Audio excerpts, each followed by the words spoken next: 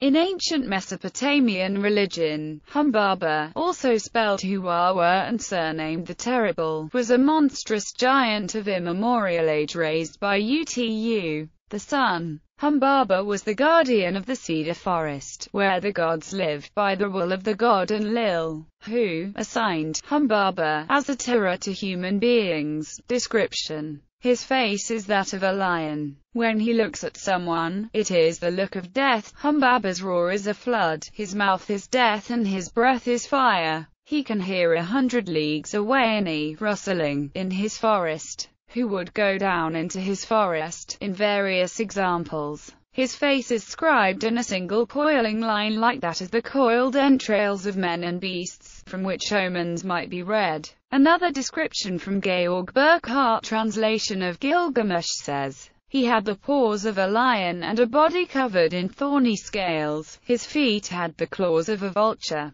and on his head were the horns of a wild bull, his tail and phallus each ended in a snake's head. Demise: Humbaba is first mentioned in Tablet 2 of the Epic of Gilgamesh. After Gilgamesh and Enkidu become friends following their initial fight, they set out on an adventure to the cedar forest beyond the 7th mountain range, to slay Humbaba. Enkidu, Gilgamesh vows, since a man cannot pass beyond the final end of life, I want to set off into the mountains to establish my renown there. Gilgamesh tricks the monster into giving away his 7 radiances by offering his sisters as wife and concubine. When Humbaba's guard is down, Gilgamesh punches him and captures the monster. Defeated, Humbaba appeals to a receptive Gilgamesh for mercy, but Enkidu convinces Gilgamesh to slay Humbaba. In a last effort, Humbaba tries to escape but is decapitated by Enkidu, or in some versions by both heroes together. His head is put in a leather sack, which is brought to Enlil, the god who set Humbaba as the forest's guardian. Enlil becomes enraged upon learning this and redistributes Humbaba's 7 splendors. He gave Humbaba's first aura to the fields. He gave his second aura to the rivers. He gave his third aura to the red beds. He gave his fourth aura to the lions. He gave his fifth aura to the palace. He gave his sixth aura to the forests. He gave his 7th aura to Nungal. No vengeance was laid upon the heroes, though Enlil says, he should have eaten the bread that you eat, and should have drunk the water that you drink. He should have been honored, as each gift was given by Gilgamesh, he received of terror, in exchange, from Humbaba. The 7 gifts successively given by Gilgamesh were, his sister, marked her, a flower,